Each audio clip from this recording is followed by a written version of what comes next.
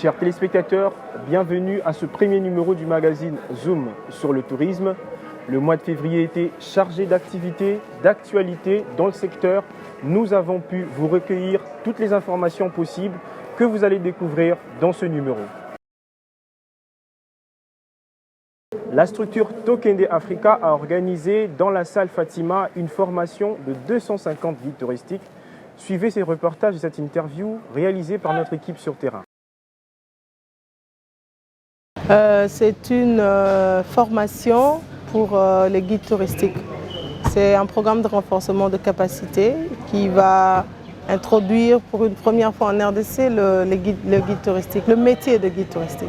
Nous avons travaillé dans plusieurs pays et nous avons vu ce que les autres pays ont apporté en termes, ce que le tourisme a apporté dans d'autres pays. Cela nous a motivés pour dire qu'on peut faire la même chose dans notre pays, pourquoi pas.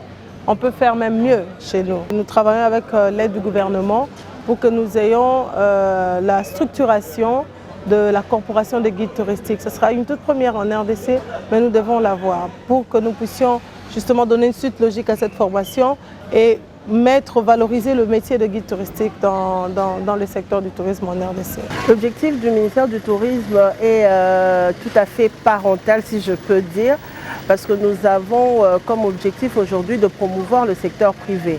Ce partenariat privé-public devrait être vraiment bien aménagé, parce que depuis un moment ça a été détruit. Et le ministre Yves Bonkolo-Zola a pris l'initiative d'assainir cette relation qui aujourd'hui est une relation qui pourrait créer une croissance rapide du secteur du tourisme. La date du 21 février nous intéresse. À travers le monde, l'on commémore la Journée internationale des guides touristiques. Et à Kinshasa, l'Office national du tourisme, sous le haut patronage du ministre du Tourisme de la République démocratique du Congo, le docteur Yves Bonkolo-Zola, un atelier a été organisé à cette occasion. Des intervenants et participants réagissent. Je suis chef de service communication à la direction marketing et communication. Alors le monde entier célèbre aujourd'hui la journée mondiale du guide touristique. Quel est l'intérêt de la RDC dans cet événement et en quoi l'ONT marque son activité d'aujourd'hui? Merci beaucoup pour la question. Chaque 21 février, le monde entier célèbre la journée internationale des guides touristiques, comme tu venais de le dire tout à l'heure. Et la particularité, c'est que chaque pays donne son thème. Alors par rapport à la RDC, nous avons un fort potentiel touristique.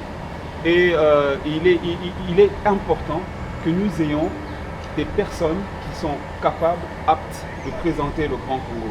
Et ces personnes, ce sont ce qu'on appelle les guides touristiques. Ils sont en fait la jonction entre le potentiel touristique d'un pays,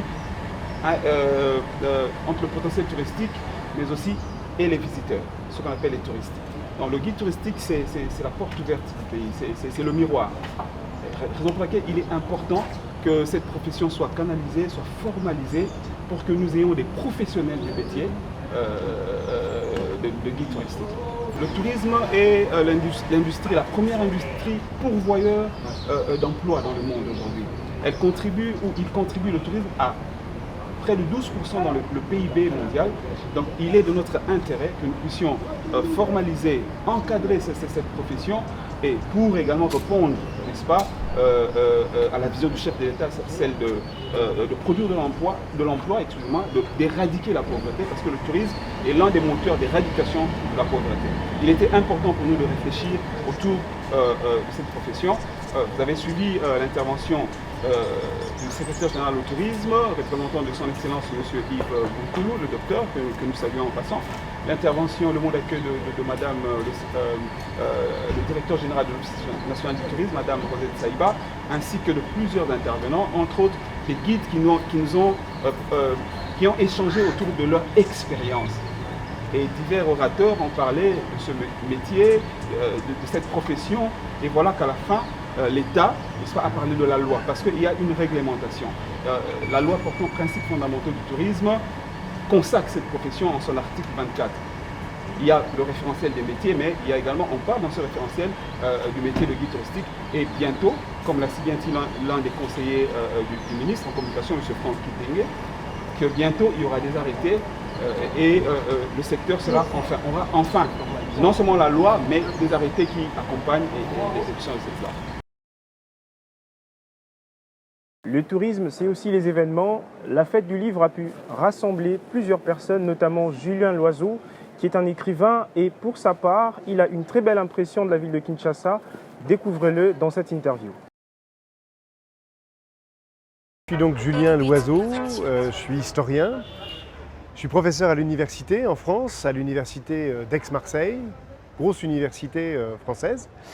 Et donc j'ai été invité, c'est mon premier séjour en RDC, mon premier séjour à Kinshasa, j'ai été invité pour participer à la fête du livre de l'année 2020.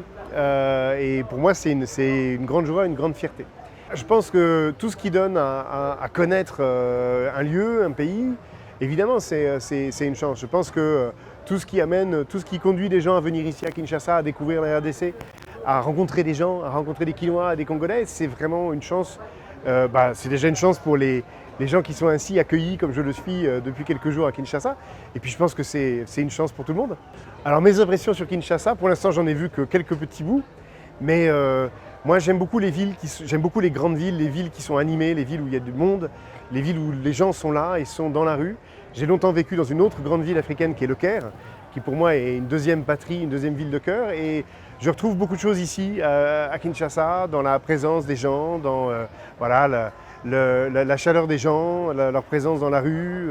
C'est une grande ville chaleureuse et ça me plaît beaucoup. Je pense que les gens sont ici plus faciles d'accès qu'en Égypte.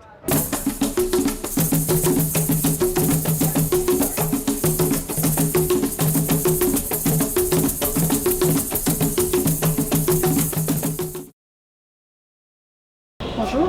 Vous avez participé à la commémoration de la journée du guide touristique en RDC, organisée par le Office national du tourisme. Quelles sont vos impressions par rapport à cet événement? Alors merci pour la question. Je suis ici pour représenter le chef de l'État qui accorde une grande importance au tourisme, qu'il entend d'ailleurs redynamiser au travers de sa vision. C'est pourquoi je suis présente. Alors, redonner des ailes au secteur touristique est donc l'un de mes objectifs, étant sa chargée de relations publiques. C'est pourquoi j'encourage cette stratégie nouvelle qui met un accent sur l'encadrement, sur le renforcement de capacités, sur la création des modules de formation pour les différents métiers du secteur touristique. Donc je suis vraiment très ravie et je pense que cette méthode apportera une prestation de qualité en termes de services. Voilà. Pour la première fois en Afrique, un forum mondial sur l'investissement touristique a eu lieu à Abidjan. Plusieurs ministres du tourisme des pays africains ont participé à cet événement, notamment le Dr Yves Bonkulu Zola, ministre du tourisme en République démocratique du Congo, pays dans lequel nous nous trouvons actuellement en attendant notre destination. Suivez cela dans la rubrique Breaking News.